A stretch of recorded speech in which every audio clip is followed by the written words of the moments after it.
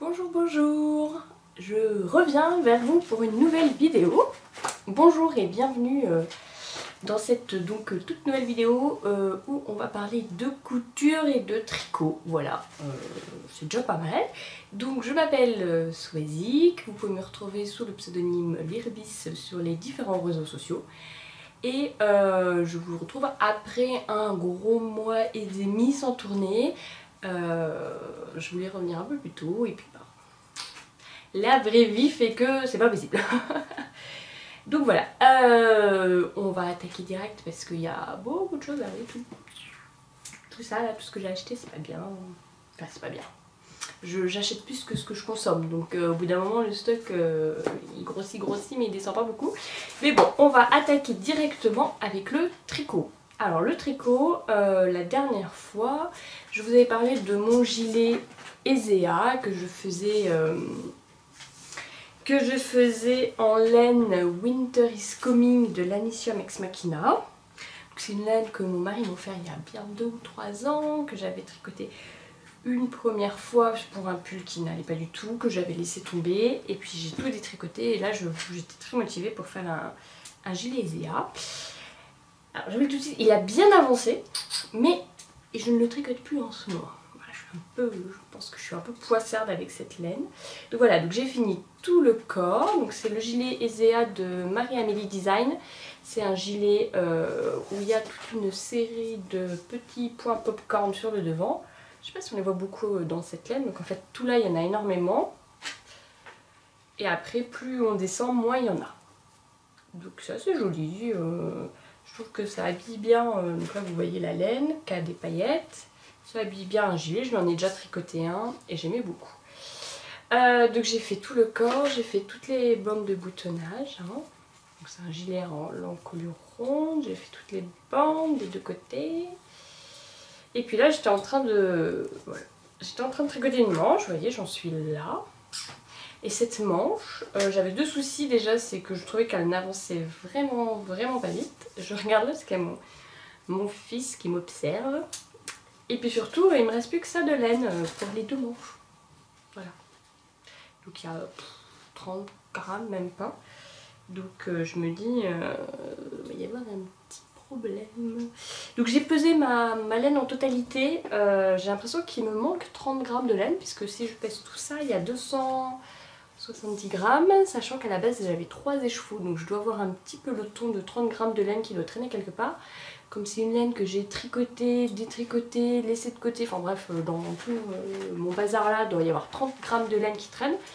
Mais même avec 30 laines de grammes, je vais jamais avoir assez pour faire les 2 manches. Donc j'ai un peu regardé ce qui se passait et en fait, quand j'ai relevé les mailles ici de la manche, j'en ai relevé beaucoup trop. En fait, je suis jamais vraiment les patrons, je relève les mailles 2 sur 3, je fais un peu à l'arrache. Et en fait j'ai bien une grosse dizaine voire douzaine de mailles en trop, ce qui fait donc en fait que la manche n'avance pas à mon rythme comme j'ai l'habitude, parce que j'ai 12 mailles en trop et surtout ça consomme beaucoup trop de laine par rapport à ce que je fais d'habitude. Donc en fait il faudrait que je détricote entièrement la manche et que je la recommence, sachant que c'est une manche montée avec des rangs raccourcis au début là. Et faire des rangs raccourcis et surtout faire des mailles envers sur des mini aiguilles, parce que je tricote toujours mes manches sur des toutes petites aiguilles. C'est voilà. Donc là il y a le câble et il y a les 2 aiguilles, donc c'est vraiment pas pratique. Donc je suis pas très motivée, sachant que c'est déjà un tricot que j'ai détricoté. Et puis surtout, comme j'ai vraiment peur de manquer de laine, donc là je me dis je vais récupérer un peu de laine en faisant une manche moins large. Et puis surtout je l'ai essayé, en fait il est trop long. Donc il faudrait que je détricote le corps pour récupérer de la laine. Il y a bien entre 3 et 5 cm de trop. Le problème étant que j'ai fait toutes mes bandes de boutonnage. Donc pour détricoter le corps, il faut que je détricote les 3 bandes de boutonnage. Enfin les 2 bandes de boutonnage et la bande de colure. Parce que la bande de colure en fait superpose les bandes de boutonnage. Donc il faut que je détricote ça, celle de l'autre côté. Détricoter le corps. Retricoter, refaire la manche, enfin bref, comment vous dire, quand j'en étais à ce point là, de me dire qu'il faut que je détricote tout pour gagner quelques grammes de laine qui ça se trouve ne seront pas suffisants pour finir le gilet, parce que j'ai déjà fait une première fouille archéologique dans mes stocks et je n'ai pas retrouvé ce petit peloton de 30 grammes qui me manque. j'ai dit allez, basta, j'en ai marre de gilet. Donc pour l'instant il dort parce que j'en ai marre. Et puis surtout il y a un patron qui m'a beaucoup plu, qui est sorti. Et puis j'ai eu de la laine pour le tricoter, donc je me suis mise dessus. Donc lui, le Ezea, pour l'instant il dort. Je le reprendrai quand j'aurai un peu plus de courage parce que là je... démotivée. Cette laine, quoi que je fasse avec, j'ai l'impression qu'il n'y a rien qui va. Il y a toujours un problème qui m'oblige à détricoter. Et puis bon, la laine est un peu rêche, un peu rigide. C'est pas la plus belle laine du monde en fin de compte. Donc j'avoue, je suis pas hyper motivée à la tricoter. Et donc ce projet qui est parti au dodo a été supplanté par un autre. En fait, l'histoire de tout ça, c'est que il y a eu l'anniversaire de Gris Mouton, alias ma soeur jumelle séparée à la naissance avec 9 ans d'écart, cœur cœur, love love, on s'aime d'amour. Donc j'étais obligée de lui faire un cadeau laineux. Oui, parce qu'elle a pas assez d'écheveaux dans son stage, c'est bien connu, avec ses quelques 500 écheveaux.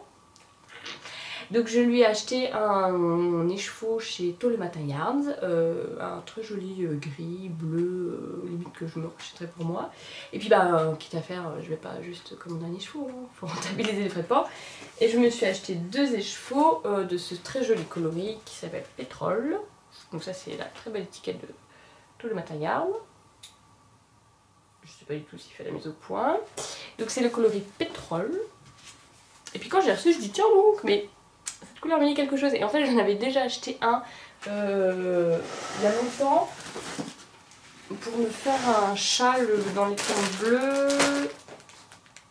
bleu et gris, bleu et blanc. En fait j'avais ces 2 écheveaux de lace de Malabricot qui traînent dans mon stage depuis des années. Et je me suis dit j'en ferais bien un châle à 4 couleurs. Et donc j'avais acheté tout ça chez Tout le Matériel. Vous voyez, ils avaient même mis en cake pour les faire. Donc ça c'est un pétrole de Tout le Matériel. Et ça c'est un autre Tout le Matériel Marron. Le nom.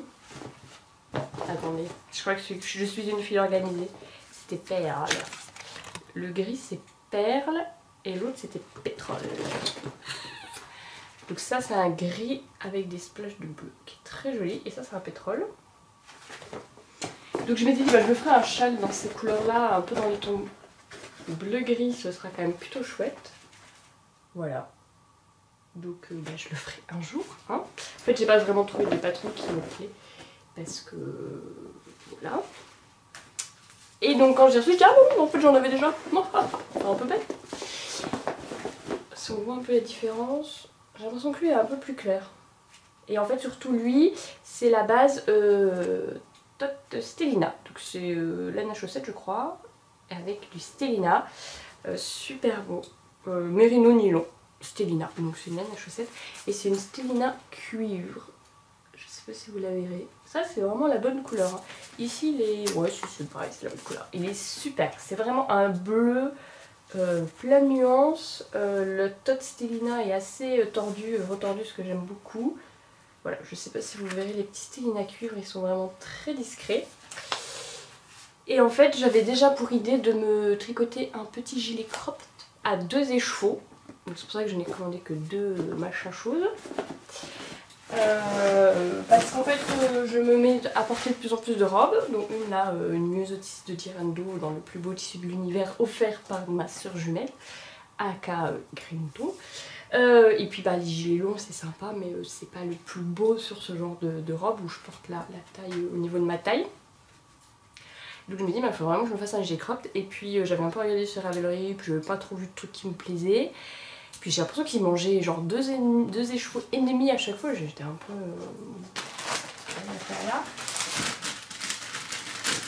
Voilà, et puis en fait il y a Atelier Mini qui avait posté des photos de son futur design, le Falesia cardigan, et je suis tombée en amour dessus. Donc il y a eu micro mini bisbis, enfin des filles ont fait des mini bisbis sur Instagram parce que ça ressemble énormément au rosa cardigan de Along avec Anna qui sort à peu près en même temps, mais bon, rien à faire de tout ça.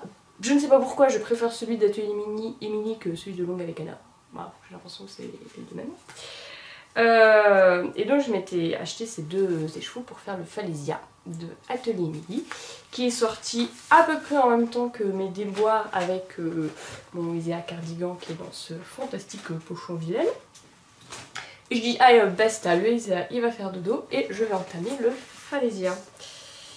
Voilà mes tribulations tricotesques. Donc le Falesia, il me reste ça de mon premier écheveau. Donc je suis sur la fin du premier, donc je suis plutôt contente parce que j'en suis à 11, ça j'ai mesuré tout à l'heure, 11 cm sous les emmanchures. Sachant qu'on fait 18 cm de jersey et ensuite on fait les côtes, donc je suis quand même plutôt proche de la fin. Et voilà, donc avec ces belles augmentations en raglan en dentelle. J'aime beaucoup parce qu'on fait la bordure là. En fait c'est le même principe que le gilet en brun d'Atelier Émilie, donc on monte ici là, 11 mailles, on tricote ici, ensuite on relève, on retricote là, on relève toutes les mailles ici, en fait jusqu'au début, tout ça là, de là, oh, vous voyez rien, c'est pratique, en gros de là jusqu'ici on relève les mailles et on commence à tricoter entièrement le gilet. C'est un peu le même principe que le en brun, et donc on fait en même temps la bande qui finit par un I-cord. Donc c'est vraiment finition nickel, tout est fait en même temps. J'aime bien ces bandes très larges de cote 1-1. J'aime beaucoup pour ça Atelier Émilie. Voilà, il est canon. Je le porte entre autres avec cette robe, donc vous voyez. Alors on va essayer de ne pas tirer sur le câble. Il fait des nœuds.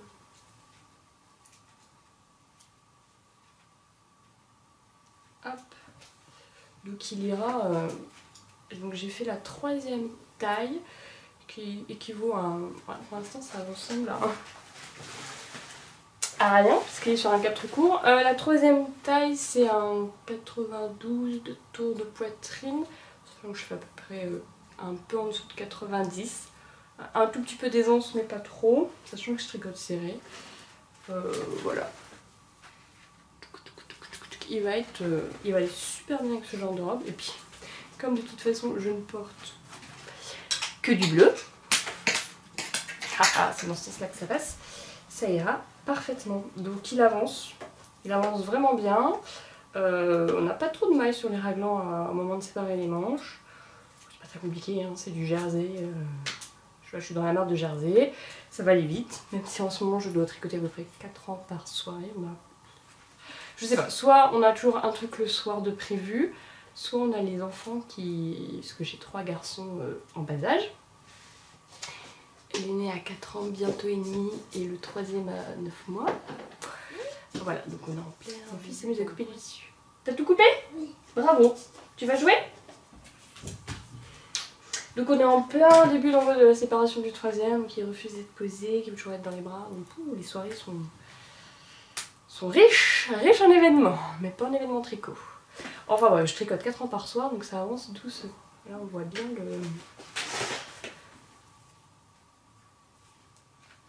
cette jolie ligne. C'est vraiment simple à faire. Voilà. C'est un petit gilet cropped qui dans ma taille, la 3e taille consomme pile 800 mètres. Alors je vais voir parce que j'aimerais bien me faire des manches longues et dans ce gilet c'est des manches 3/4. Donc ce que je vais faire là c'est que je vais finir le corps entièrement, donc avec 7 écheveaux, sachant que j'ai quand même fait pas mal du corps. Et celui-ci. Et ensuite je séparerai le reste de ça en 2.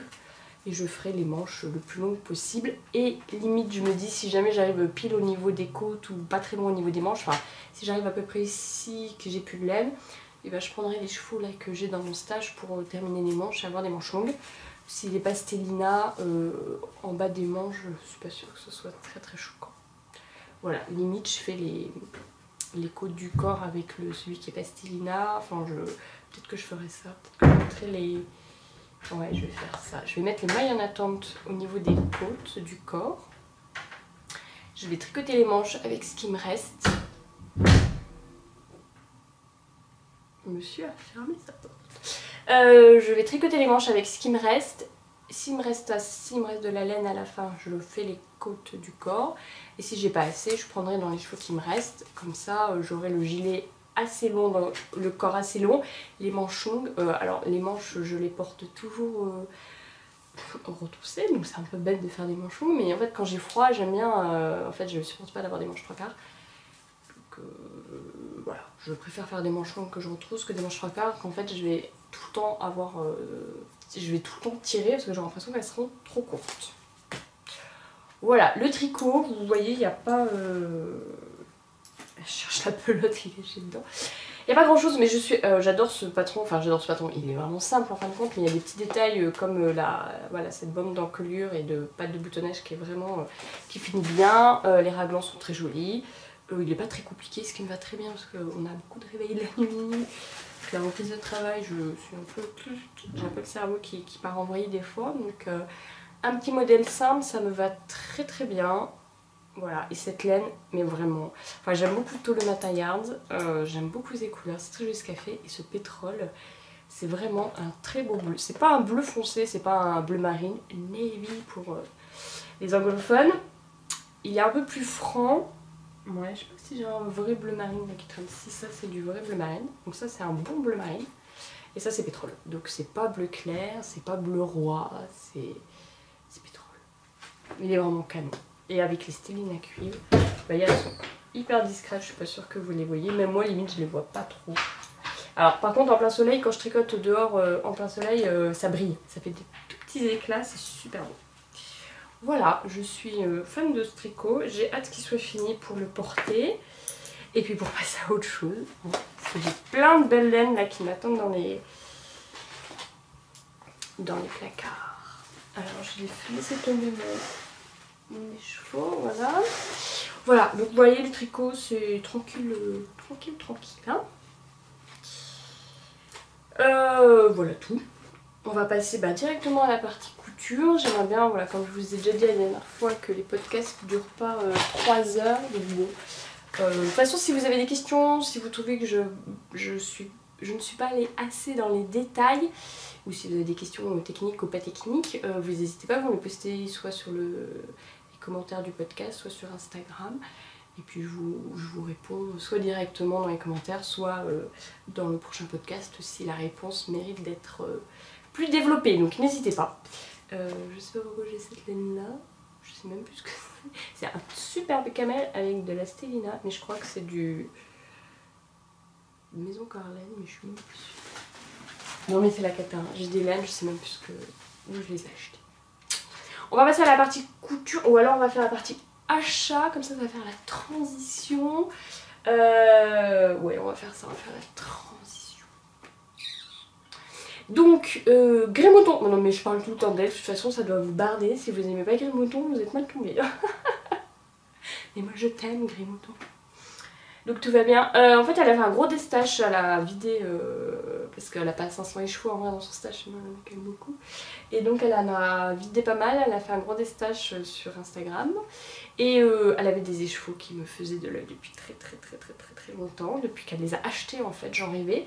Et quand elle m'a dit par message privé qu'elle allait faire un destache, je lui ai tout de suite dit, je dis mais ceux-là, là, ces écheveaux-là, tu les vends ou tu les gardes? Elle me dit je les vends. Je dis bah c'est bon, tu les prends pas en photo, tu les mets pas en ligne, tu me les gardes, je te les achète direct. Voilà, je suis passée en vente privée.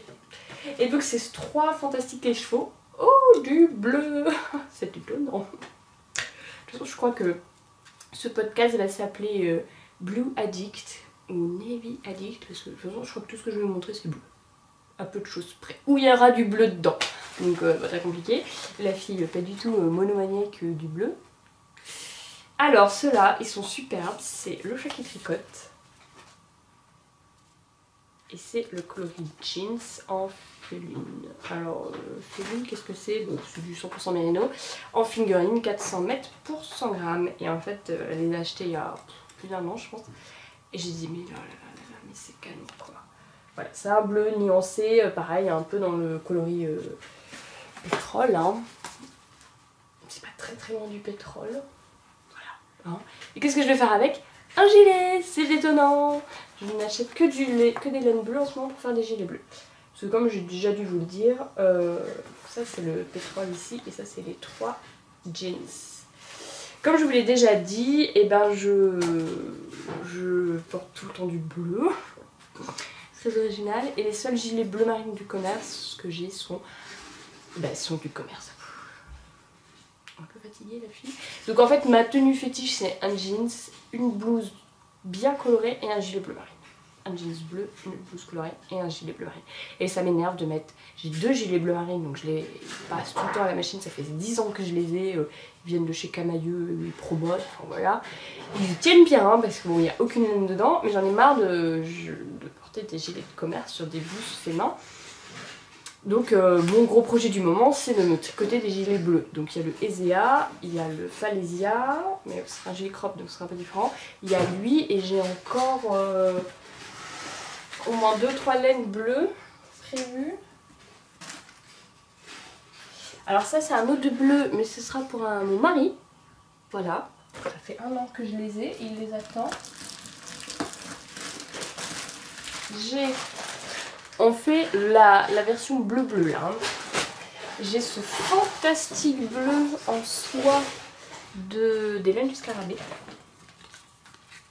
Les laines du scarabée de Squirrel's Yarn. Superbe. 3 écheveaux. Lui, je pense que ce sera le prochain. Parce qu'il est une douceur pour faire un vitamine D. Avec la soie, il aura un tombé de dingue. Et j'ai encore...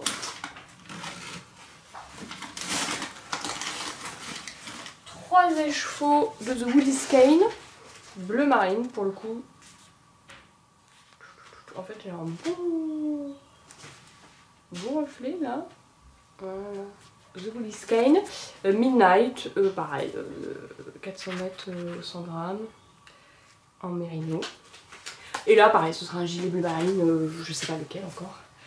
Donc, comment vous dire que là il bleu en attente. Donc ça m'en fait quand même 5 là de prévu. Enfin le Falesia il est en cours donc ça m'en fait plus que 4 de prévu.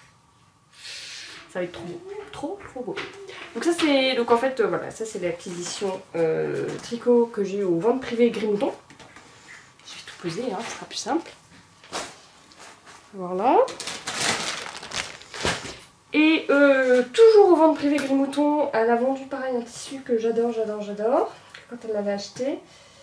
Alors elle l'a acheté, voilà c'est un très beau carreau bleu et un peu beige et blanc. Je crois que vous l'avez déjà vu il y a longtemps. C'est un Wi-Fi Létique si je me rappelle bien. Je sais qu'il y a une nana connue qui en avait fait une doublure de manteau, peut-être de Kelly Anorak. Ça vous dit quelque chose? Voilà. Donc j'en ai 2 mètres et je pense m'en faire une robe chemise. Voilà. Parce que les robes chemises c'est les hein. Bleu, c'est étonnant, hein. Et puis après j'ai un peu carrément craqué mon slip en ce moment. En général quand je suis fatiguée j'achète de la laine et du tissu. Donc là j'ai acheté beaucoup de tissu. Déjà je suis allée faire un tour chez Agnès B à Lyon parce que maintenant ils ont toujours un peu tout le temps des arrivages de tissu. Et ça faisait très longtemps que je n'y étais pas allée. Ce français. Et j'ai acheté du bleu. Non mais ça a dû être catastrophique ce truc. J'ai pris un coton tout simple 2 mètres pour faire une chemise pour mon mari parce que j'ai très envie de le coudre des chemises. Il faut que j'achète le patron des BG, les beaux gosses. C'est un des mecs qui a participé à Cousumain 3, qui a lancé sa marque avec un autre mec qui a fait Cousumain je crois. Bon, la fille hyper au courant. Donc j'ai très envie d'acheter leur chemise et leur chino pour lui faire des vêtements. Donc ça c'était pour coudre un peu une toile, c'est un joli coton bleu marine, tout ça. Ensuite je me suis pris une sorte de petite maille polo, assez légère, assez fluide. Là j'en ai pareil, j'ai dû en prendre 2 mètres puisque c'est par tranche de 1 mètre chez Agnès B. Donc je pense me faire une blouse assez fluide. Voilà, je suis en train de me dire une robe chemise. Je sais même pas pourquoi vous regardez ce podcast. Pas compliqué. Bleu, gilet, chemise, robe chemise. Voilà, vous avez eu l'essentiel du truc quoi. Voilà, une petite maille polo. Pas trop élastique. Si, élastique. Tout va bien. Donc là, c'était vraiment pourquoi pas. Et j'ai pris 1 mètre de cette toile coton un peu plus épaisse pour me faire un short.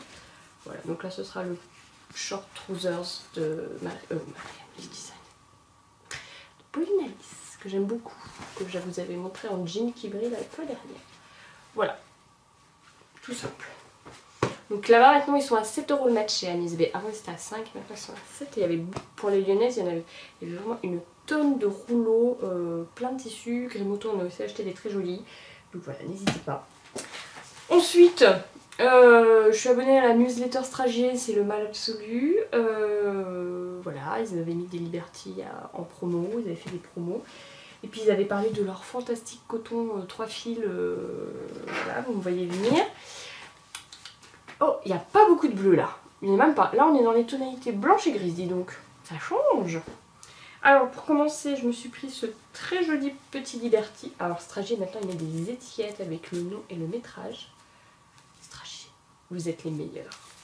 Un très joli Liberty Jules Mido coloris F, 1m50 pour me faire une petite blouse. Qui ira avec de la toile pure Rami uni blanc pour me faire un short. Je veux un short blanc. Ah, il y a très longtemps j'avais des shorts blancs, j'adore ça. Je trouve que l'été ça fait très frais et chic. Au début je pensais me le prendre en lin et puis j'ai vu leur toile Rami, je dis on va tester. Donc c'est une toile quand même qui est épaisse, qui gratte pas mais elle n'est pas douce. Je pense qu'on peut comparer ça à un lin un peu épais. Voilà, on voit bien le tissage. Et j'avais peur qu'elle soit un peu transparente parce que le blanc, c'est un peu le problème. Du blanc de manière globale. Bon, vous voyez, j'ai pas pris blanc, je crois que j'ai pris crème. On le voit par rapport au blanc du Liberty. Bon, ça ira quand même bien ensemble. Et je pense pas qu'il soit très transparent. Alors là, j'ai une seule épaisseur ici de Rami. Vous voyez, on voit... Et même avec mon bracelet bleu et ma montre, limite le blanc en sort plus. Mais dans le doute, pour être sûr qu'il soit pas transparent et puis pour qu'il soit pas trop pour mes petites fesses comme c'est un short, je pense que je vais le doubler avec une toile de coton blanche. Voilà, comme ça j'ai des toiles de coton qui traînent dans mon stock depuis très longtemps et je vais m'en servir comme ça. Comme ça je suis sûre qu'il sera pas transparent et qu'il sera pas trop rêche pour mon postérieur. Voilà, j'ai pris ça chez eux. Et le troisième c'est un fil à fil pur coton, j'ai pris gris et donc ça ce sera pour faire une autre chemise pour mon mari. Donc je ferai la toile avec le tissu d'Agnès B et ensuite j'ai pris ça. Donc ils avaient une tonne de couleurs, j'ai pris gris perle pour changer un peu mais après c'est fantastique. C'est du coton, là comme ça je dirais pas qu'il est d'une qualité dingue mais à voir à la couture et puis je pense surtout à la tenue dans le temps. Je vais un peu vite parce qu'il y en a quand même beaucoup. Et ensuite, il faut savoir que je suis une fangirl d'une dessinatrice qui s'appelle By BM. Elle dessine, c'est vraiment le style que j'adore. Je dois en avoir ici. Alors ici j'ai un tableau avec tous les faire-part de naissance et des jolies cartes.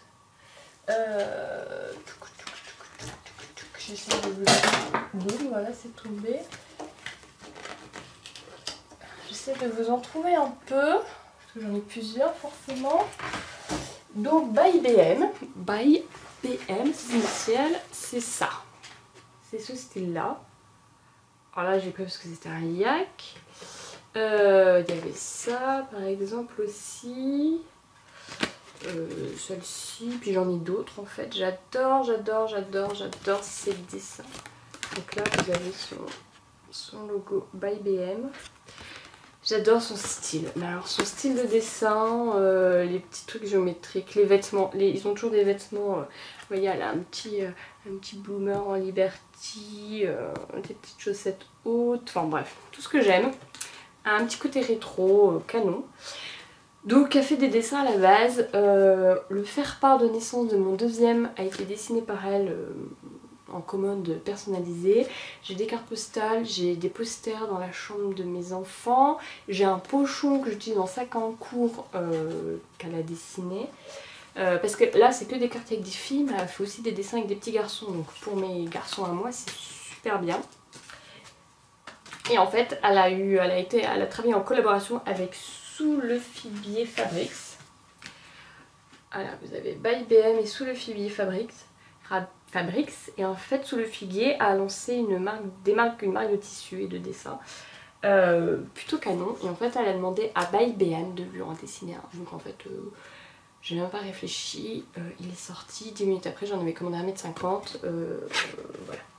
Donc ça, voilà, c'est ce qu'a fait. J'adore ses dessins, ils sont vraiment superbes. Allez voir sur son Instagram, elle fait des choses très jolies. Et donc j'ai commandé 2 tissus chez elle. Donc ça, c'est celui que By BM a dessiné. C'est des petites fleurs dans les tons un peu orange, bleu, verte. Vraiment beau, une petite cotonnade. Et puis vu que j'y étais, j'ai pris un autre coton chez elle. Pareil, des petites fleurs. Elle fait beaucoup de petites fleurs sous le figuier. C'est principalement des petites fleurs très rétro mignonnes. Voilà, des petites fleurs dans les tons bleus, camel et un peu rose. Voilà. Donc c'est pour les jeunes filles en fleurs et romantiques. Mais en fait j'ai un reflet là, pourtant que vous voyez pas très bien. Donc ça c'était vraiment les achats, enfin aucun achat n'était prévu et raisonné. Si, les chemises pour mon mari c'est raisonné quand même. Et voilà. Bon, je m'en ferai des... J'ai 1,50 m à chaque fois, je m'en ferai des chemises, hein, ou des blouses. La fille hyper novatrice. Voilà, donc ça c'est tous mes achats. Donc je vous avoue là j'ai quand même racheté 5, 6, 7... 3 chez Stragier, 3 Agnès B et plus ces deux là, je suis à 8 coupons en 10 jours. Tout va bien. Plus celui chez Solène, Grimauton, pardon. Ça fait 9 coupons. Voilà. On ne s'en sort plus. Mais bon, voilà, je suis une fan girls et en fait tout ce qu'elle fait, je suis obligée de l'acheter parce que j'adore tout. Donc j'ai acheté le tissu aussi quoi. En vrai je suis comme une dingue parce qu'il est super beau, il est super doux et j'adore. J'adore. Ouf, on s'en sort. On va passer à la couture, hein, parce que j'ai fait une subtile transition entre le tricot, la laine, les tissus et la couture. La couture, j'ai quand même 3 pièces finies à vous montrer, dont une mouse costaud. Et puis j'ai mon encours du moment. Alors la couture, où est-ce qu'on en était la dernière fois? Je m'installe, parce qu'on en a pour encore des plombes. On en était au fait que je voulais participer au concours d'artisane qui consistait à se coudre une tenue pour le printemps. Donc moi j'étais partie sur la Woman Farmer, un peu chic, campagnard, lord anglais et compagnie. Donc je m'étais cousu un short en jeans qui brille, que je vous avais montré la dernière fois. J'étais en cours de me coudre une chemise comme ça. Et je devais me coudre la grosse pièce de la tenue et mon Himalaya de la couture, un manteau, un gros manteau type manteau Barbour, donc qui est le manteau campagnard par excellence de la reine d'Angleterre par exemple. Et donc vous l'avez vu passer sur Instagram ou pas, enfin j'ai tout cousu à temps. Je vous avoue que j'ai fait un peu une overdose de couture pour le manteau parce que le concours se finissait un lundi soir à minuit, il fallait que les photos soient faites et postées. Et j'ai commencé à couper le tissu du manteau jeudi soir, je crois. Voilà. Donc j'ai jeudi soir, vendredi soir, samedi, dimanche et lundi, je n'ai fait que coudre. Je ne me suis pas occupée ni de ma maison, ni de mes enfants, ni de rien du tout, ni du tricot. J'avais transporté des machines à coudre dans ma cuisine parce que la salle de couture ici est juste à côté de la chambre de mes enfants, des chambres de mes enfants, et je voulais pas les réveiller le soir et j'ai cousu non-stop. Et je vous avoue que j'en avais un petit peu mal à la fin quand même. Et après j'ai fait une pause de 2 semaines facile sans plus du tout toucher la couture parce que je n'en pouvais plus. Et puis là je me suis remise tranquillement. Mais je suis fière de ce que j'ai cousu, c'est le principal. Bon, on va faire dans l'ordre. La dernière fois, cette chemise était en cours. Donc c'est le patron Azur d'Atelier Scamite qui a des très jolies pochettes. Avec le petit scratch et tout ce qu'il faut dedans. Je l'ai fini, sans trop de difficulté, c'était déjà la deuxième que j'avais cousue. Je vous mettrai peut-être des photos portées. Oui, je vous remettrai les photos Instagram. Donc c'est une chemise avec une pièce voilà, qui va du dos jusqu'au devant, comme les chemises avec une doublure qui permet d'avoir des finitions parfaites. Manche longue avec fente et poignée, voilà. Pas de boutonnage, alors c'est une viscose hyper fluide donc vous ne voyez rien, et très chargée, pas de boutonnage, et le bas un peu liquette et le dos plus long et puis un petit peu arrondi en bas. Le col est fait en une seule pièce, col et pied de col sont mis ensemble et en fait on assemble tout par un biais. Voilà. Donc le tissu, c'est une viscose des Coupons Saint-Pierre, vendue par 3 mètres, qui est assez vue et revue là en ce moment sur Instagram, donc léopard avec des fils de Rex. Voilà. Alors, ce que je vais en dire, c'est que le patron, je trouve taille un petit peu grand.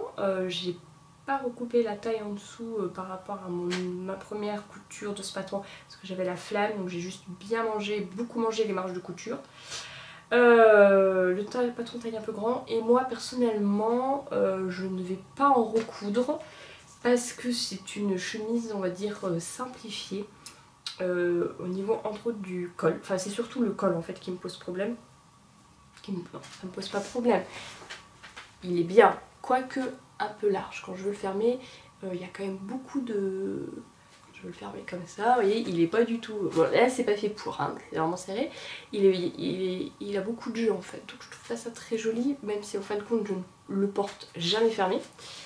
En fait, ça m'embête d'avoir une seule pièce pour le col et le pied de colle, de ne pas en avoir deux, parce que je trouve qu'il est surtout pour de la viscose, il manque une couture ici, en fait, au milieu pour tout bien tenir. Et la finition, bien qu'elle soit très jolie, ne me convient pas. Je préfère les vraies finitions avec les cols et les pieds de colle, les finitions habituelles. Parce que en fait à l'intérieur ça fait une très jolie finition, voilà, jusqu'à la patte de boutonnage. La patte de boutonnage recouvre en fait le biais, donc ça fait nickel. Mais à l'extérieur je n'aime pas parce que on a cette couture en fait à 5 mm. Je sais pas si je pense que vous la verrez. Qui, alors, dans l'arrondi des épaules, peut très vite occasionner des plis. Voilà, cette couture qui est ici, là. Et je trouve pas ça joli, en fait, tout simplement. Je préfère avoir un col monté, comme ici, en fait, qui se rabat, et puis basta, on n'en parle plus. Voilà, ça, plus la coupe un peu large, je vais pas m'amuser à modifier le patron parce que j'ai d'autres patrons de chemises conçus comme des vraies chemises avec col, pied de colle et le col en fait qui vient recouvrir ici. Voilà, donc j'ai découvert la marque Atelier Scamit qui est pour moi une très bonne marque, j'adore son packaging. J'ai un autre patron d'elle à faire que je ferai dans l'été je pense. Ce patron, pour mon niveau de couture et pour ce que j'attends en couture, ne me va pas. Parce que quand je couds, j'ai envie de me mettre des défis, j'ai envie de faire de la précision au niveau technique, avoir des jolies finitions. Enfin, ça fait des jolies finitions hein, cette chemise. Mais c'est pas les finitions que j'ai envie d'avoir maintenant sur mes vêtements. Donc je préfère ne plus la... Enfin, ça sert à rien que la coude plus que ça. J'ai d'autres patrons de chemises qui me vont, je trouve, beaucoup mieux. Et ensuite la viscose en fait je la porte jamais cette chemise parce que j'aime pas la viscose. La fille relou. C'est trop mou en fait, ça se tient pas. Le col se tient pas. Quand je relève les manches, ce que je fais tout le temps, ça se tient pas. Comme je la porte tout le temps ouverte, ça dégueule, ça se tient pas. Il n'y a pas la tenue du coton et j'aime pas ça en fait, tout simplement. Alors qu'au niveau, elle me va, hein, elle est d'une bonne longueur, elle est large sans être trop large, elle me va, mais c'est vraiment la tenue du tissu, ouais, ça se tient pas et j'aime pas ça. Donc, cette chemise, je pense pas beaucoup la porter, parce que, à cause du tissu, tout simplement, et je vais arrêter d'acheter, enfin j'ai plus de viscose dans mon stock, j'en ai pas plus qu'une, que je vais faire en robe qui nécessite pas, enfin une robe sans patte de boutonnage et sans col, qu'une robe toute simple. Là-dessus, la viscose ira bien. Mais il faut que j'arrête de vouloir coudre des viscoses pour tout ce qui est chemise, en fait. Chemisier et blouse avec des cols et ce genre de choses. Enfin, ce que je couds d'habitude, en fait. Voilà. Donc elle est un peu en demi-teinte, cette chemise. Enfin, je suis très contente de l'avoir cousue pour le concours. Je suis ravie d'avoir découvert Atelier Scamit. Ça m'a permis de me rendre compte que la viscose et moi, on n'est pas faites pour vivre ensemble et que, j'ai besoin de patrons de couture, en tout cas au niveau des chemises, vraies chemises. Enfin, c'est une vraie chemise, mais avec des détails et des finitions chemise. Voilà. Mais si vous voulez vous lancer en chemise, faites-le parce que elle a quand même simplifié des détails qui peuvent, le col, qui peuvent faire peur et qui sont un peu techniques à faire. Donc si vous voulez vous lancer, c'est un super patron pour faire ses premières chemises. Voilà. Donc mon chemisier azur. Comme j'étais un peu dingue et que je me suis dit oh bah, j'ai du temps, il me reste une petite semaine pour faire mon manteau, et ben je vais me rajouter une couture entre les deux. Hein, et puis on va pas se le cacher, il y avait un concours en fait lié à cette couture et je voulais y participer pour espérer gagner, parce que je n'ai pas gagné. Et donc voilà, donc j'ai fait entre ça et ma grosse pièce pour le concours, le top Panama de Maison Fauve. Donc Maison Fauve, c'est Dessine-moi un patron qui a changé de nom et qui a offert ce patron pendant 3 semaines gratuit. Si on le cousait, on pouvait participer au concours qui, pour booster un peu sa nouvelle marque, enfin son nouveau nom de marque. Alors il n'est pas du tout repassé et il ressemble un peu à rien. Donc c'est un patron avec des emmanchure américaines, un empiècement haut et puis une petite fente dans le dos fermée par un bouton. On y met du passepoil ou pas, c'est froncé, c'est mignon et tout. J'avais ce tissu qui est une sorte un peu... ça c'est l'envers en fait. L'endroit c'est un velours ras. Je l'avais acheté il y a très longtemps pour me faire un short. Il le vendait sur les coupons de Saint-Pierre sous l'appellation Faudin. Donc je pensais recevoir un truc un peu épais et je voulais me faire un short dedans. Bon bah il est beaucoup trop fin et très fluide, donc le short c'est pas ce que je voulais. Je préfère, comme pour les chemises, des tissus qui se tiennent un peu plus pour mes shorts. Je voulais faire un short d'hiver dedans, bon bah tant pis. Donc j'ai un coupon de 3 mètres quand même, parce que ça se vendait par 3 mètres. Donc je me suis dit bah écoute, c'est le tissu parfait pour ce genre de top qui demande beaucoup de fronce, et puis pour faire une toile c'est parfait. Mais par contre il se froisse beaucoup, je remarque. Voilà, donc j'ai cousu ça, c'est très rapide, hein. Il y a pas beaucoup de pièces, hein. Un bas dos, un bas devant, un bas dos, deux devant puisque c'est entièrement doublé, donc les finitions sont plutôt chouettes, et puis 4 dos puisqu'il est coupé en 2 parties. J'avais vu un souci sur les photos Instagram, c'est que sur pas mal de nanas, ici là ça baille vraiment sous les emmanchures et vous voyez leur soutien-gorge. Et en fait, ce que j'ai dû couper 5 cm sur chaque pièce, donc 10 cm en tout de chaque côté, ce qui est énorme pour qu'il m'aille nickel. Alors j'ai coupé enfin lui il me va vraiment bien, mais c'est un tissu légèrement bien extensible même. Et donc sur les prochaines versions, je pense que je n'enlèverai que 3 cm par pièce, parce que sur un tissu pas extensible, je serai trop serrée. Donc 3 cm par pièce, donc 3 cm ici et 3 cm au dos, donc ça fait 6 cm par côté. Grémouton l'a cousu, elle n'a rien changé, il lui va super bien. Donc voilà, moi ce que j'ai fait c'est que j'ai cousu juste les côtés ici avant de couper. J'ai épinglé, j'ai vu combien j'avais en trop et j'ai coupé. Donc si vous devez le coudre, voilà. Faites d'abord cette couture là, parce qu'en fait on fait juste cette toute petite couture de côté ici avant de faire tout le reste. Et là vous pouvez tout de suite l'essayer. Vous ressemblez à rien parce que vous avez un truc qui voudrait au-dessus du dessin et c'est ridicule, mais au moins vous voyez vraiment si vous avez trop ou pas de tissu. Je veux m'en refaire un deuxième dans un très beau plissé stragier corail, voilà. Et juste une chose qui m'a paru un peu dommage, c'est donc elle propose une très jolie punition, le haut est entièrement doublé, ce qui fait qu'au niveau des emmanchures c'est nickel.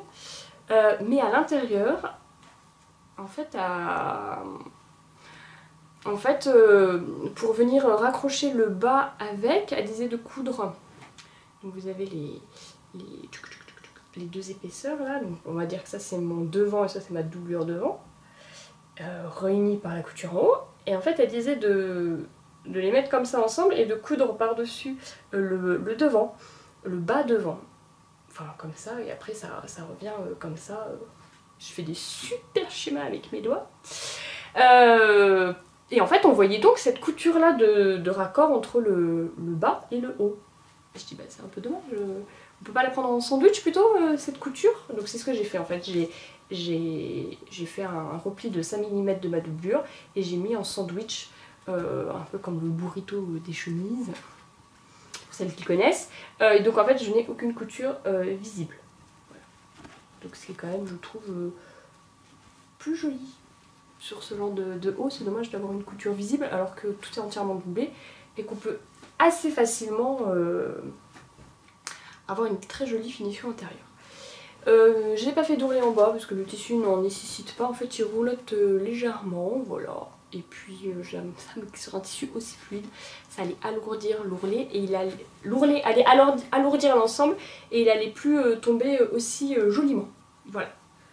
Donc j'aime beaucoup. Le seul problème des emmanchures américaines, c'est que bah, forcément on voit le soutien-gorge parce que l'emmanchure, vous voyez, est quand même pas très très large. Donc on voit vraiment le soutien-gorge. Et le problème c'est que comme il est ouvert aussi dans le dos, on peut pas mettre de soutien-gorge. Enfin moi je pensais rapprocher mes bretelles de soutien-gorge avec un élastique quand je le porte pour qu'elle se voie pas, mais en fait on le voit dans le trou. Alors soit on fait des emmanchures américaines et on met pas de trou, mais la tête ne passe pas. Soit on fait... Donc je pense que pour mes prochaines versions je vais quand même les faire un peu moins américaines. Intervention super maman. Bref, de ce que je disais, c'est que je pense les mettre à peine plus longs pour essayer de cacher un peu plus le soutien-gorge. Voilà. Bon, très bien. Panama de Maison Fauve. Je l'ai fait parce qu'il était gratuit et puis parce qu'il y a eu le cours. Je vais me refaire une deuxième version parce que c'est sympa d'avoir des petits tops comme ça très légers pour l'été, mais je vais pas m'en faire une quinzaine et sincèrement, je n'aurais pas acheté le patron. Ensuite, on va passer à la grosse pièce. Je suis vraiment très fière, même s'il y a des défauts. Et voilà. Donc, j'ai cousu pour le concours artisan la Serra Jacket de Pauline Alice. Donc, j'ai cousu cette version-là, sans capuche, la version A. Et sans bas-volet, parce qu'il a un bas-volet au dos. Voilà, c'est cette version-là sans le bas-volet. Pour la coudre, j'arrête de faire du bruit, j'ai utilisé un coton huilé de chez Stragier parce que je voulais vraiment le même rendu que les vestes Barbour. Je vous mettrai une photo avec le fantastique acteur de Outlander. Oh mon dieu. Bref, on va pas revenir dessus. Donc c'est un coton huilé qui est l'ancêtre des imperméables, qui est un coton huilé comme le nom l'indique. Pendant toute la couture j'avais toujours un petit dépôt d'huile sur la main et pareil sur ma machine. C'était particulier à coudre. Donc Stragier en fait et j'en ai Merchant and Miles en fait aussi. Je crois que Pauline Alice avait fait une version impair jaune en Merchant and Miles. Le rendu me faisait pas assez Barbour pour moi, donc j'ai préféré acheter celui de Stragier. J'en suis ravie, j'ai pris un bleu marine, ils ont 3 ou 4 couleurs. Merchant and Miles, je crois, a des couleurs un peu plus funky. Mais bon, le prix était à peu près le même, voilà. Je vous la montre, donc je l'ai fait en bleu. Voilà, j'ai fait un petit col en velours, comme sur les Barbour. Velours bleu. Voilà. Et à l'intérieur, j'avais, depuis assez longtemps, j'avais acheté une promo chez Stragier d'un Liberty qui était un capel bleu marine ton sur ton.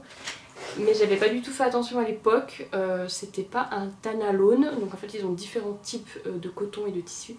Et le Tanalone c'est la batiste coton qu'on connaît le plus, qui est assez fine, d'une très belle qualité. Et là c'était une autre qualité qui est un peu plus épaisse. Donc j'hésitais, je me disais bon qu'est-ce que je vais en faire, je voulais en faire une chemise à la base. Oh, c'est super original.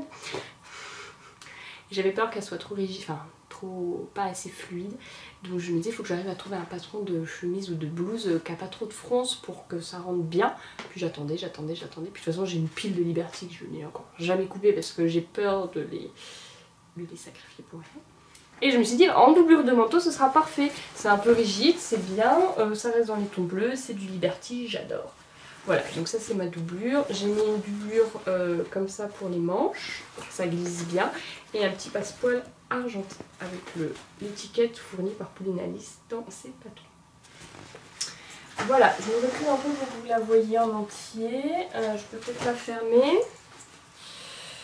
C'est un gros morceau qui clairement, sans la deadline du concours, j'aurais mis un mois ou un mois et demi à la coudre.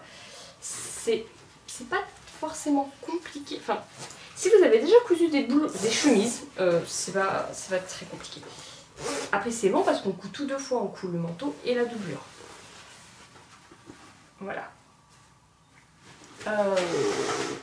Donc, par où commencer en fait? Il est tellement waouh ce truc.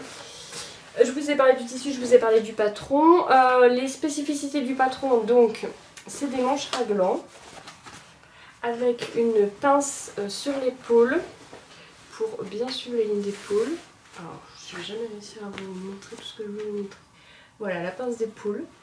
Je vous dis mes spécificités, après je vous dirai tout ce que j'ai un peu bidouillé. Donc manche raglan avec une pince d'épaule. Il y a des poches sur la version 1. Donc une poche ici toute simple.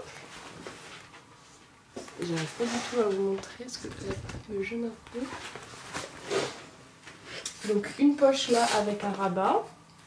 Et en bas c'est vraiment très jolie poche avec une double poche. Donc en fait j'ai posé mes pressions le lundi après-midi en speed parce qu'il fallait que je fasse les photos et que avec une jolie lumière, sachant qu'il faisait gris et que le lundi à minuit c'était fini. Donc en fait je me dis ce sera plus simple. J'ai jamais mis les trucs dessous. Voilà. Donc cette poche en fait elle a ce rabat avec cette grande poche là. Et puis surtout elle a cette petite poche que j'utilise déjà. J'ai beaucoup porté ce manteau quand même avec le superbe printemps que nous avons eu. Voilà, et cette petite poche que j'adore, voilà, c'est vraiment super beau, c'est simple à faire, hein, c'est juste des superpositions de tissu, c'est long mais c'est voilà. Il y a une coulisse à la taille, donc le patron la prévoit à l'extérieur.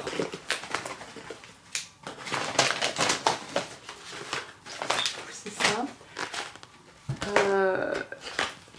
Le patron la prévoit à l'extérieur avec les cordons qui pendent à l'extérieur. Sur les barbours, alors les versions masculines des vestes n'ont pas du tout ce cordon à la taille. Et les féminines, j'ai remarqué, les vestes féminines étaient cintrées très comme ça à la taille.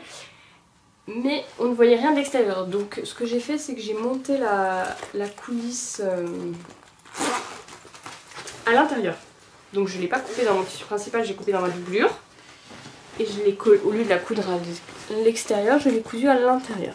Et donc voilà, là j'ai le cordon qui pendouille. Et donc comme vous avez pu le voir, on a au niveau de... C'est une fermeture éclair séparable, hein, sinon on peut pas mettre le manteau. Et on a... Donc d'un côté elle est à fleurs. Et de l'autre on a une bande qui la cache et une bande dessous là. Donc quand on ferme le manteau, on ne ressent pas du tout la fermeture éclair. On a un col droit. Voilà. Col droit. Alors vous voyez, donc moi en fait je le porte rabattu mon col et j'étais blasée parce que au tout dernier repassage final, donc déjà le coton huilé je savais pas si je pouvais le repasser, donc je le repassais toujours très léger. Mais bon, il fallait quand même des fois le repasser pour marquer des poches, des plis et aplatir des choses. Et le coton et le velours, j'ai pas fait gaffe. En fait, c'est un velours de très mauvaise qualité. Je crois que j'avais acheté chez Agnès B, je ne sais plus quand. Et il a fondu. Bon, c'est l'envers, donc ça se voit pas trop. J'avais fini le manteau, c'était le repassage final. J'étais... J'en pouvais plus, quoi. Un col droit, voilà. En gros. Alors, qu'est-ce que j'ai changé ? J'ai changé, je vous ai dit, la coulisse de taille que j'ai cousue à l'intérieur, et franchement je préfère largement le rendu à l'intérieur. J'ai changé les pinces d'épaule qui normalement, voilà, la pince d'épaule ici là, arrive seulement par ici je crois. Et fait vraiment un bec au niveau de l'épaule. Donc c'est un peu dommage parce que la pince d'épaule est faite pour éviter ce bec. Et il y en a une. Et je crois, pour en avoir discuté avec une fille qui la cousait la veste en même temps que moi, je n'étais pas la seule à avoir ce rendu là. Donc j'ai refait un arrondi plus arrondi. C'est très facile à vous expliquer. Et surtout je l'ai fini plus bas. En fait elle est trop droite et elle n'accompagne pas vraiment la courbure de l'épaule.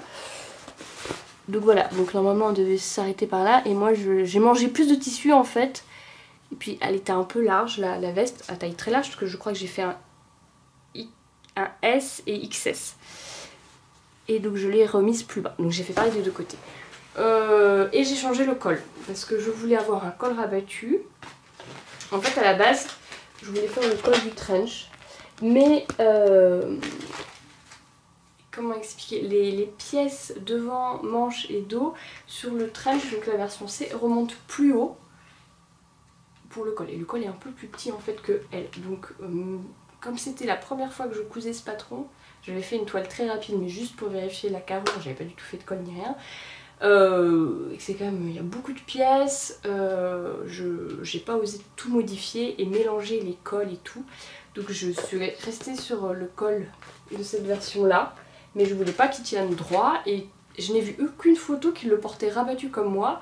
Je dis bon, on va tenter, mais j'avais vu que le col du trench avait un détail très joli dans le dos. Si vous comprenez rien, voilà. Et en fait, vous voyez, il a ce sorte de pied de colle, je sais pas comment dire, arrondi, mais seulement dans le dos. Et je voulais essayer voir ce que ça donnait. Et j'en suis ravie. Alors, ça tombe pas très bien. Donc mon col, c'est le gros point noir de ce manteau, mais c'est de ma faute. J'ai un velours fluide qui ne se tient pas du tout, qui rebique tout le temps et qui ne reste pas en place. Qui est un velours côtelé de très mauvaise qualité en fait. J'ai voulu le thermocoller parce que je sentais que ça allait pas le faire. Mon thermocollage s'est fait la malle au bout de la 3e manipulation, sachant que c'est un manteau, donc on le manipule forcément beaucoup, hein, rien qu'au moment de l'assemblage du manteau et de la doublure. J'en ai parlé sur Instagram, on m'a donné plein de conseils, je fais déjà la moitié des conseils, je ne sais pas, je n'y arrive pas. Les entoilages et moi, ça ne fonctionne pas, c'est comme la viscose, c'est pour ça que j'aime le coton, c'est que j'ai pas besoin de m'entoiler pour me faire des chemises. Donc l'entoilage, de toute façon ça sert à rien, il s'est barré très rapidement et il tient pas du tout ce col. Il est mou, et en plus je l'ai cramé et voilà. Donc je suis un peu déçue parce que j'aurais pu avoir un super manteau et ce col, pour moi, ça ne se voit pas à l'extérieur, mais pour moi je le sais, me gâche un peu le manteau. Par contre j'ai pas le courage de le défaire et recommencer, hein. Je suis pas dingue à ce point là non plus. Donc cette pièce là en fait elle est géniale parce que le col ici vient se plier comme ça sur la couture et ça fait un sorte de petit pied de colle très sympa, très agréable à porter. Sauf que j'ai gardé cette pièce là, c'est la pièce la version A et ça c'est la version C. Et j'ai pas fait gaffe, mais le col version A est moins large que la version C. Normalement la version C, le col peut monter jusque là. Donc ce qui se passe, donc moi j'ai juste posé cette pièce sur celle-ci pour découper parce que la version A est pleine ici et n'a pas ce col là, ce bout de col là. Donc quand je le replie, en fait il remonte toujours un peu et il est trop court dans le dos et il vient pas cacher cette couture là quand je le porte. Voilà, en fait il fait ça souvent. Et je trouve pas ça très joli et en fait voilà, il tombe pas super bien quoi. Dans le dos c'est pas super joli, il est trop court, donc souvent en fait ça donne ça dans le dos. On voit le dessous. Et devant, mon autre problème devant, c'est que en fait j'ai le col rabattu est prévu pour le trench, voilà ici, et le trench est fermé par des boutons. Moi j'ai voulu faire le col rabattu avec le manteau fermé par une fermeture éclair. Et le problème, que je n'avais pas forcément pensé, c'est qu'en fait j'ai le haut de ma fermeture éclair qui arrive jusqu'ici là. J'aurais peut-être pu le recouper un peu, mais bon voilà. J'ai quand même toute une épaisseur, voilà, jusqu'ici là, j'ai l'épaisseur du bout de ma fermeture éclair et toutes les marges de couture de tout. Et donc avec mon velours qui n'est pas de super bonne qualité, je n'arrive pas du tout. Quand je le replie, en fait, j'ai toujours ce morceau-là. Je ne peux pas le replier. Moi, j'aurais voulu pouvoir le replier au niveau de la couture entre le coton huilé et le velours. Et je ne peux pas, parce que j'ai une grosse épaisseur, là, qui est impossible. Et donc, il se remet toujours un peu comme ça. Bon, ça fait une illusion un peu de pied de colle, en fin de compte. Mais ça participe au fait que je suis pas ravie du rendu de mon col. Bon, c'est vraiment des détails, hein.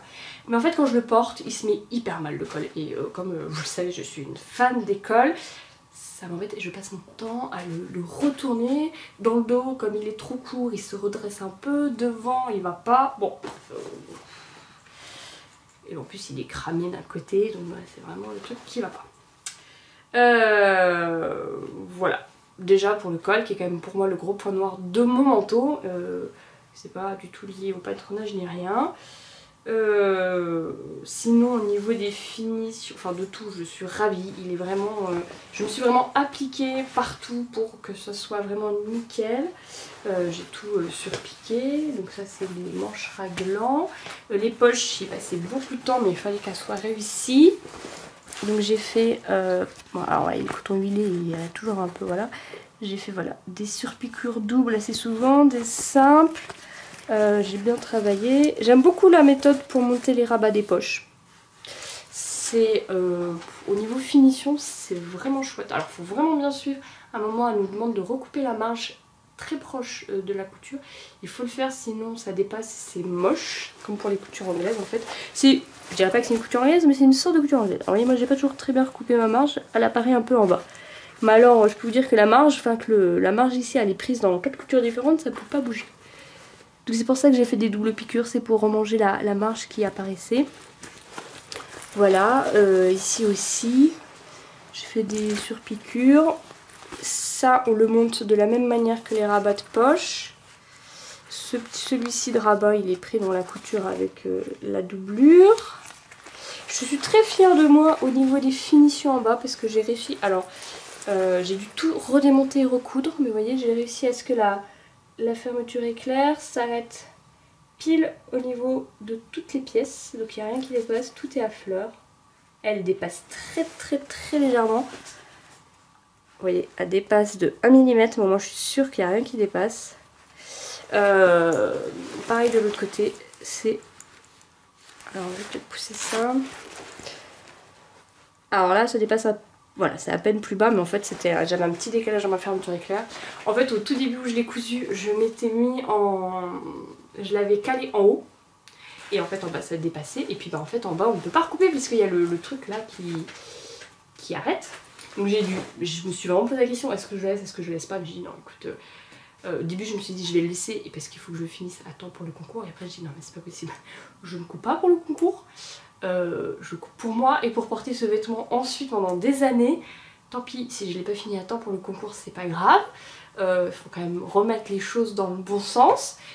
J'ai tout décousu, bon j'étais pas allée très loin mais j'avais quand même recousu j'avais fait tout ce côté là.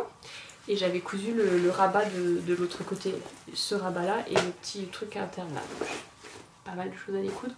Mais j'ai quand même tout décousu, j'ai pris mon temps et j'ai tout recousu et j'ai bien fait parce que bon, d'un, je l'ai fini à temps pour le concours et de deux, au moins les finitions sont parfaites. Voilà. Autre petit souci qu'il a met un peu en cause le patron, c'est que comme sur mes manteaux, j'ai voulu mettre un passepoil entre la partie de la doublure en coton, en tissu principal et la partie de doublure. Sauf que le montage en bas, tout en bas, n'est pas fait pour mettre un passepoil. On ne peut pas mettre de passepoil sur son manteau. Si vous en mettez un, comme moi, vous allez avoir des problèmes. Bon, avec des coutures à la main, on s'en sort. Mais c'est pas fait. En fait, c'est le même montage de manteau que chez République du Chiffon. Alors, je l'ai conseillé à une autre fille qui cousait le même manteau. Je vais chercher en même temps sur mon téléphone. République du Chiffon a fait un pas à pas en photo pour son manteau René, je crois. Je vais vérifier sur son blog. C'est le même principe de montage de doublure et de manteau principal. Et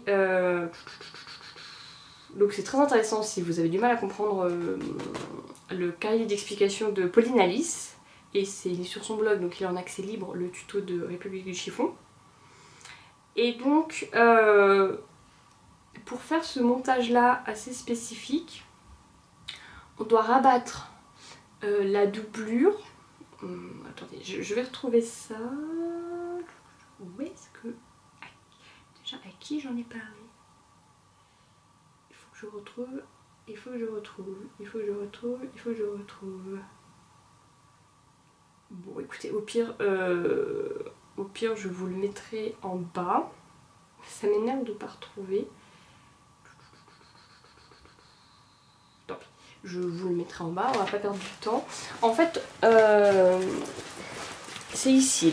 Tout pose problème, c'est ici. C'est le raccord entre la doublure, cette doublure là et en fait le manteau extérieur. Parce que cette pièce-là, c'est le manteau extérieur qu'on a plié en deux. Pour revenir en fait faire raccrocher à la doublure en bas avec un pli d'aisance pour, vous voyez là qui est plié, pour pouvoir bouger comme on veut dans le manteau. Donc tout pose problème sur ce raccord là, c'est parce que pour ici avoir un très joli raccord, que moi j'ai pas forcément, vous voyez ça fait des plis et surtout j'ai dû faire une couture à la main, pour avoir ce très joli raccord, les marges de couture de cette couture là doivent être abattues de ce côté là. Mais pour poser un passepoil, pour poser mon passepoil, moi j'ai rabattu les marges de ce côté là. Et vous voyez j'ai fait ma surpiqûre ici là qui tient le passepoil.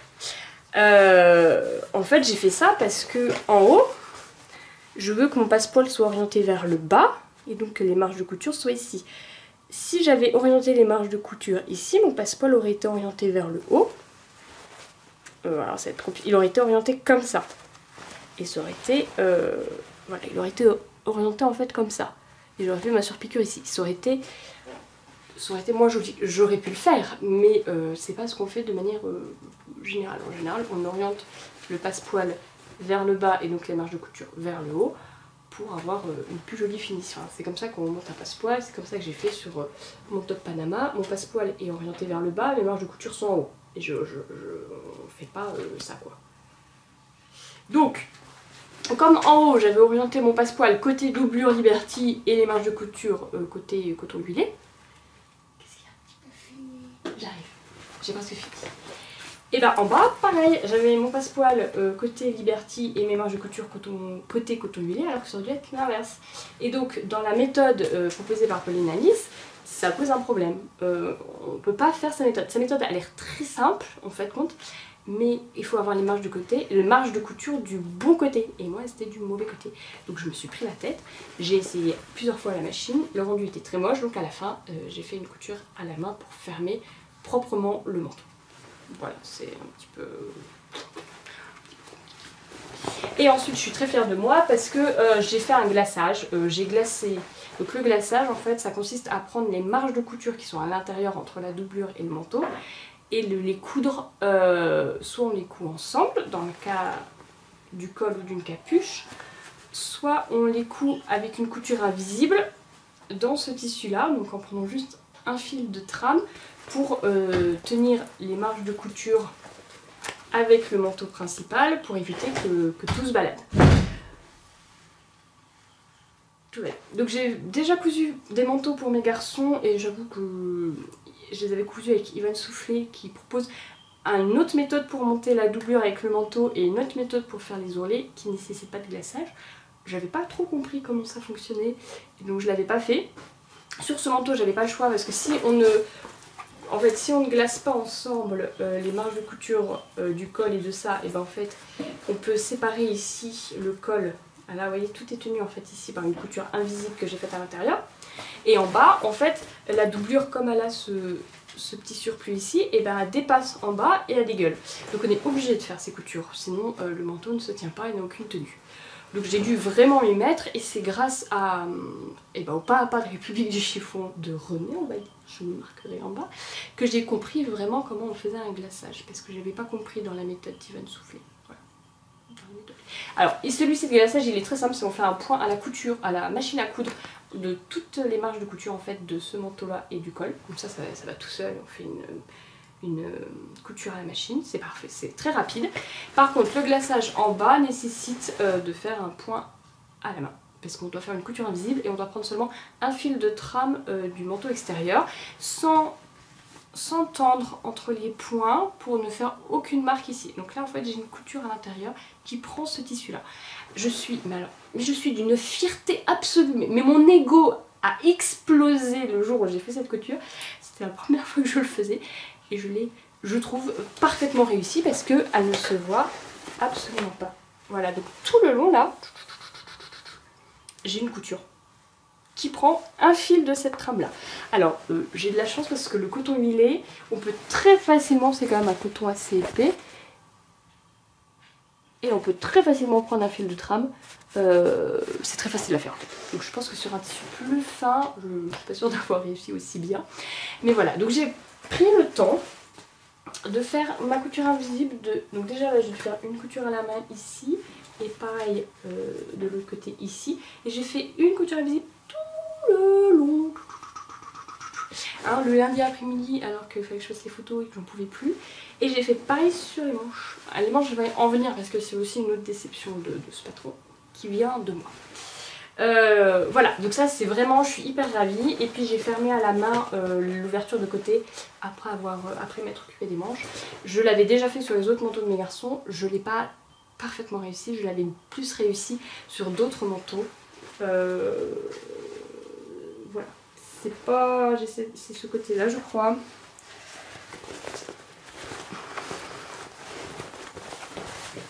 Alors il y a les plis. Où suis-je? Voilà, c'est ici là. Il n'est pas parfait. Alors de loin, dans le bleu ça se voit. Ici c'est un peu moche. J'ai dû m'y reprendre à 2 fois parce que je l'avais fait en speed. Et puis en fait j'avais un décalage dans les deux côtés, ça faisait des plis. Mais bon, j'y suis arrivée et tout va bien. Les manches. J'avais lu un article de blog qui en parlait, qui disait que les manches avaient été beaucoup trop longues. Donc j'ai eu un doute. Et quand je l'ai essayé au début, donc sans doublure et tout le tralala, juste le manteau extérieur, j'avais les manches qui m'arrivaient ici, là, au milieu des dos. Je dis là, oui, okay, ça va être 10 fois trop long.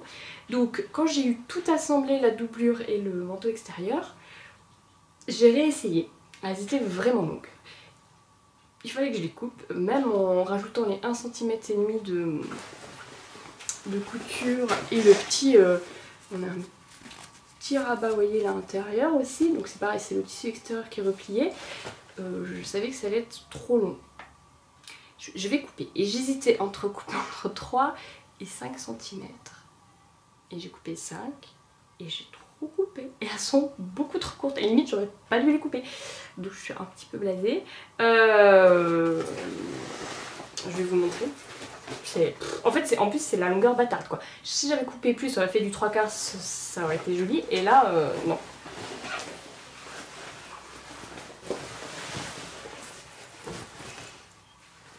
Hop. Vous entendez ce bruit? Mais j'adore ce bruit là de... Voilà, mon col qui se met toujours très mal. Tac, voilà.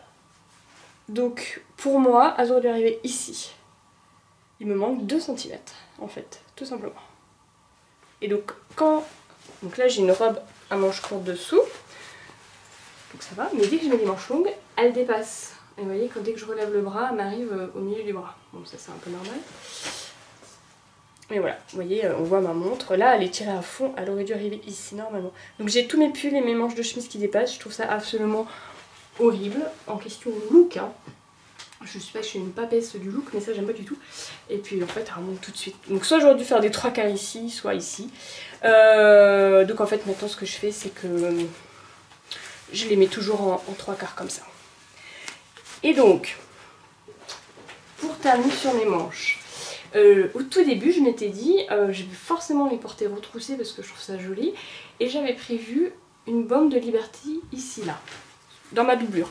Donc j'avais coupé ma doublure plus courte et j'avais fait une couture en plus avec une bande de Liberty. Comme ça, quand je l'aurais retroussée, on aurait vu le Liberty de la doublure.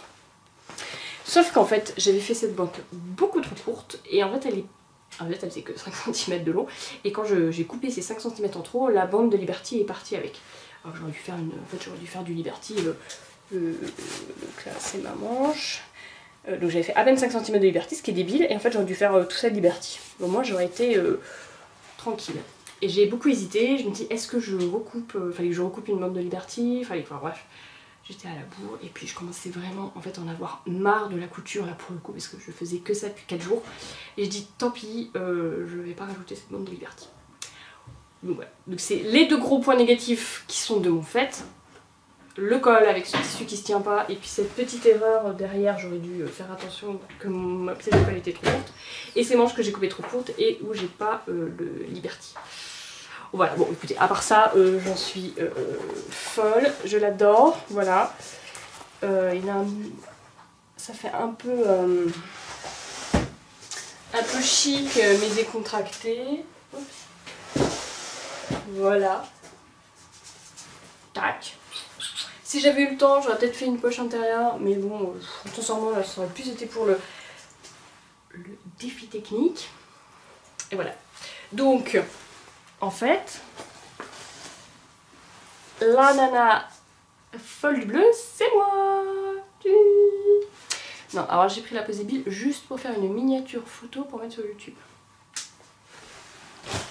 Parce que le dernier podcast, j'ai passé 10 minutes à chercher là où j'avais la tête la plus débile du monde pour la mettre. Enfin voilà, donc ça c'est ma serre à jaquette, je l'adore, j'en suis fan, tout va bien, les finitions sont canons. Et j'ai en projet d'en faire une deuxième pour mon mari parce que c'est une coupe unisexe. Et je lui en ai parlé, il est d'accord. Donc je sais pas quand j'aurais bien voulu faire ça pour cet été, mais là faut arrêter, j'aurais pas le temps et pas l'envie. Donc peut-être que je ferai ça en automne et hiver pour qu'il est au printemps prochain. Je lui en ferai une. Voilà, type barbour, pareil, col en velours, coton huilé, une jolie doublure, un passe-poil ou pas de passe-poil, on verra. Mais je vais réutiliser ce patron qui me plaît. Par contre, pour avoir cousu des manteaux d'Ivan Soufflé, ou en fait Ivan Soufflé et Pauline Alice n'utilisent pas la même méthode pour rassembler la doublure au manteau, mais je crois surtout que c'est Ivan Soufflé qui a pris une autre méthode et pas la méthode classique. Je pense que Pauline Alice a pris une méthode plus classique. Pour l'instant, je préfère la méthode d'Ivan Soufflé qui me paraît plus simple et plus claire en fait. Parce qu'en fait, Ivan Soufflé a fait assembler ces deux pièces-là ensemble. Et ensuite, donc ça fait la pièce doublure entière. Et ensuite, on prend ça et qu'on coud à ça. Avec le col. Par contre, après, les cols sont pris en sandwich, mais bon, ça après, c'est un autre souci. Alors que Pauline Alice est dans le pas à pas que j'ai vu de République du chiffon. On met cette pièce-là tout de suite avec ça. Et ensuite, on assemble tout le reste de la doublure. Et c'est seulement à la fin qu'on assemble cette pièce-là avec tout le manteau, cette pièce-ci comprise. Je sais pas si vous avez bien la différence. Donc je crois que je préfère quand même la méthode d'Ivan Soufflé où on assemble toute la doublure ensemble, donc doublure avec tissu principal, tout le manteau, et ensuite on assemble les deux pièces qui se ressemblent exactement, qu'on met ensemble. Alors que là la doublure est beaucoup plus courte parce qu'on a déjà toute cette partie là qui est assemblée au manteau. Après c'est des détails, j'ai cousu donc 3 manteaux en tout, 2 pour mes enfants et 1 pour moi. J'en ai un deuxième de Pauline Alice en cours qui pour l'instant n'est pas prêt d'avancer, donc on verra. Mais en tout cas, je kiffe coudre des manteaux. C'est très long, mais c'est tellement gratifiant de se dire que c'est moi qui ai cousu cette petite beauté. Voilà. Il fait un petit peu chaud, donc je l'enlève. Parce que même s'il n'y a qu'une épaisseur, 2 épaisseurs de coton, en fait, le coton huilé est assez lourd et tient très chaud. Alors, je parle depuis très longtemps, donc je vais juste vous montrer très rapidement mon encours parce que je crois que le podcast dure déjà 1h30. Mais comme il fallait que je vous montre le manteau, forcément ça prend du temps. J'ai eu un gros coup de cœur sur le dernier patron entre guillemets sorti par Ready to Sew, qui est la combinaison, enfin à la base c'était la combinaison de jazz et elle en a fait une extension de dingue où il y a à peu près 82 ou 84 propositions, donc on peut faire une combinaison longue, un combi short, des robes, des salopettes. Il y a cache-cœur, boutonné, pas boutonné, enfin bref, vous avez 150 000 possibilités. En bas, vous avez 2 ou 3 jupes différentes, des shorts, des pantalons longs. En haut, vous avez 4 trucs différents. Les manches, vous en avez au moins 2 ou 3 différentes. Enfin bref, je voulais me coudre un combi short parce que je suis fan du sirocco de Dirandou, mais je ne coud pas de jersey et je n'aime pas porter du jersey, donc ce n'est pas pour moi. Et donc, j'ai craqué sur la combinaison jazz de Ready to Sew, que j'ai commencé à coudre dans mon reste de jeans qui brille que j'avais fait pour le short du concours Artisan Paris, et j'ai un peu modifié. Donc là vous avez le dos avec une fermeture éclair invisible. J'en suis fan. Vous avez déjà les épaules là qui sont montées et les devants. Donc il manque les coutures de côté. En fait j'ai pas vraiment respecté l'ordre qu'elle proposait parce que j'ai fait à ma sauce, un peu comme ça, le cache-cœur. Tac, ça ressemble à rien, mes manches qui sont montées, il n'y a pas de couture de côté. Le dos. Voilà, et puis là j'ai presque fini en fait. J'ai le devant qui viendra ici avec des poches. Et j'ai repéré le même Liberty que sur mon short pour les doublures de poche. Donc il y a un Betsy très joli. Voilà, ça va donner un truc un peu comme ça là. Voilà, donc les modifications, à la base c'est une combi short très large, faite pour les tissus très fluides, ce qui n'est pas le cas de mon jean. Donc, pour éviter les fronts sur un jean, et parce que je la trouvais un peu large et que je voulais quelque chose d'assez cintré type sirocco, j'ai fait des plis. Vous voyez, tac tac tac. Donc j'ai rajouté des plis ici. Donc là j'ai pris les plis, j'arrête pas de me lever m'asseoir, c'est horrible. J'ai pris les plis de ce patron en fait parce que la largeur était la même. Pareil. Et il me va, j'aime bien. Donc j'ai repris les plis d'eau du Myosotis de Girando si je dis pas de bêtises. J'ai fait, voilà, ça c'est ma pièce devant, j'ai repris, alors j'ai pas fait les pinces poitrine de côté, j'ai que fait celle devant. Et pour le pantalon, le bas, j'ai pareil, donc la différence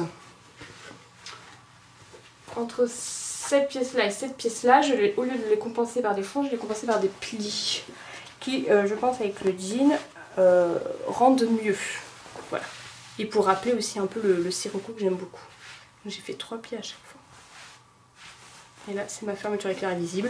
S'il vous plaît, admirez ce fantastique raccord. J'ai essayé d'aligner mes plis en haut et en bas. Pareil, j'ai réussi d'un côté, mais j'ai pas réussi de l'autre. Et voilà, donc là, je ne sais pas du tout comment elle me va. Si la largeur du modèle va aller au jean un peu épais. Il faut que j'assemble mon bas devant avec mes cache-cœurs. Faut que je fasse l'encolure, il faut que je fasse les coutures de côté. Enfin, je l'ai presque fini, mais ça fait une semaine que j'y touche pas. Et puis voilà. Mais j'ai très hâte. Et puis ensuite, je vais me coudre d'autres patrons de ce combo parce que j'ai une viscose qui va partir dans une robe, voire dans un combi short. J'hésite encore. J'ai envie de robe et de combi short en ce moment. Donc voilà. Donc j'espère l'avoir fini là rapidement pour qu'on puisse m'avoir fait chaud. Mais en même temps, je suis pas sûre de le porter parce que c'est un jean quand même un petit peu épais. Mais il brille, alors hein, on s'en fiche, tant que ça brille et que c'est bleu, on aime.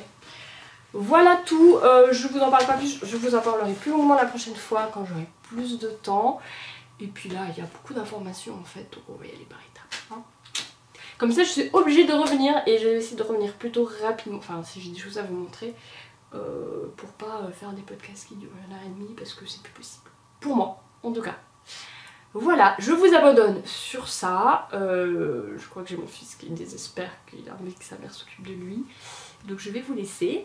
Je vous souhaite une très bonne journée, soirée, semaine, week-end, vacances, tout ce que vous voulez, été.